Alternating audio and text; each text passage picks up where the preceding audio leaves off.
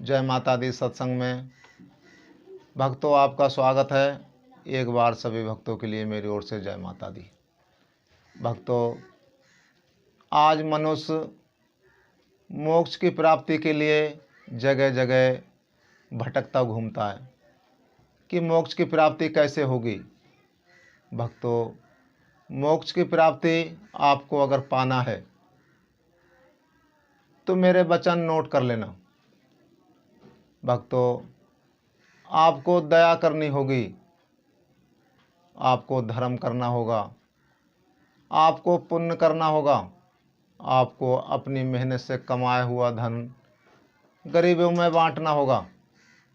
समझ लो, आप इतना धर्म कर सकते हैं तो आपको मोक्ष की प्राप्ति अवश्य होगी। जैसे एक युग में राजा बलि थे। राजा बलि अपने गुरु के आज्ञा अनुसार हमेशा यज्ञ रचाते थे। यज्ञ रचाते रचाते राजा बलि ने 99 यज्ञ पूर्ण कर दिए थे।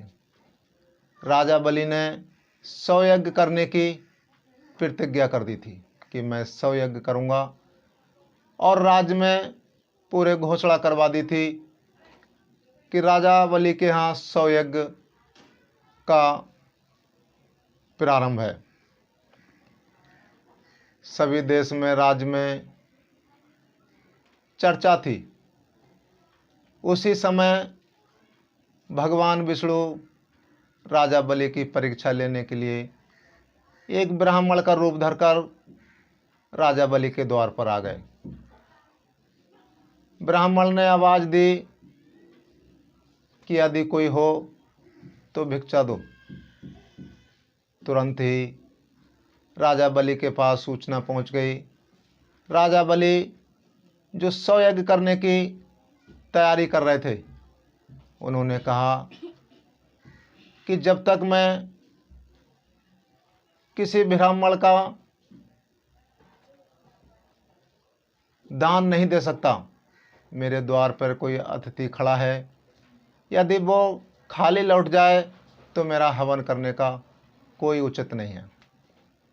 उसी समय राजा बलि यज्ञ को छोड़कर ब्राह्मण को दान देने के लिए आ गए। ब्राह्मण ने कहा, राजा कि मुझे आपसे 3 पग धरती चाहिए। राजा ब्राह्मण से कहने लगे कि आप 3 पग धरती क्या मांग रहे हो? आप मुझसे इतना मांग लो कि जो आपको कहीं मांगने की ज़रूरत ना पड़े। ब्राह्मण ने कहा, राजा कि मुझे जितनी आवश्यकता है मैं उतनी ही मांगूंगा, मुझे ज़्यादा की ज़रूरत नहीं है। आप देना चाहते हो तो तिरमाचा भर दो, नहीं देना चाहते हो तो मैं वापस चला जाऊंगा। राजा ने कहा कि नहीं ब्राह्मण, कि आज तक मैंने अपने द्वार से कोई खाली नहीं लौटा रहा, और तुम्हें क्या खाली भेजूंगा मैं। राजा ने गंगा जल मंगाया और ब्राह्मण को तिरमाचा भरने के लिए तैयार हो गए। उसी समय राजा बलि के जो धर्म गुरु थे वो दौड़ते हुए वहाँ पहुँचे और उन्होंने राजा को रोक दिया कि राजन, ये आप क्या करने जा रहे हो? कि ये भगवान विष्णु हैं और ये आपसे छल करके ये आपकी सारी संपत्ति को हड़प लेंगे और राजा इंद्र को दे देंगे और आप निर्धन हो जाएंगे। आप इन्हें बिल्कुल तिरमाचा मत देना। राजा ने कहा कि गुरुजी, जिस भगवान को पाने के लिए मैंने 99 यज्ञ रच दिए और मुझे भगवान नहीं मिले, और आज मैं 100 यज्ञ भी मैं भगवान के लिए कर रहा हूँ, और आज मेरे द्वार पर भगवान स्वयं आए हैं, तो मुझे इससे ज़्यादा कोई गौरव की बात नहीं है। मैं आपके वचन का उल्लंघन करता हूँ। और ब्राह्मण को उन्होंने तिरमाचा दे दिया कि आप जहाँ से आपका जी चाहे आप 3 पग धरती नाप सकते हैं। राजा बलि से उनके गुरु रुष्ट हो गए। उन्होंने कहा कि मैं तुम्हें श्राप दूंगा। राजा बलि ने कहा कि मुझे तुम्हारा श्राप स्वीकार है, मगर मैं ब्राह्मण को खाली हाथ नहीं लौटा सकता। ब्राह्मण ने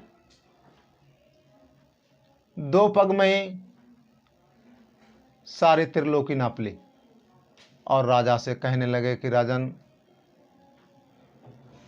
तुम्हारा तो सब कुछ मैंने 2 पग में नाप लिया, अब तुम तीसरा पग रखने के लिए कोई जगह नहीं बची आपके पास।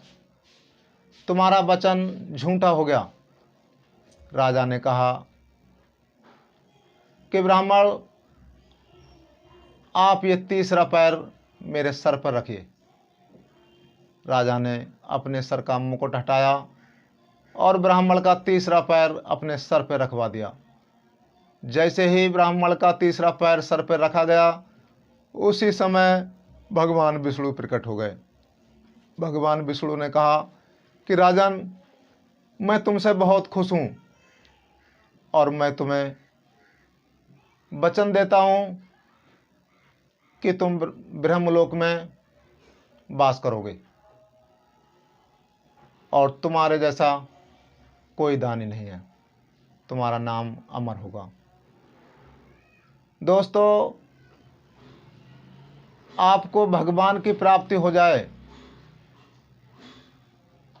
जिसके सामने भगवान आ जाएं, दोस्तों उसकी मुक्ति कैसे नहीं होगी?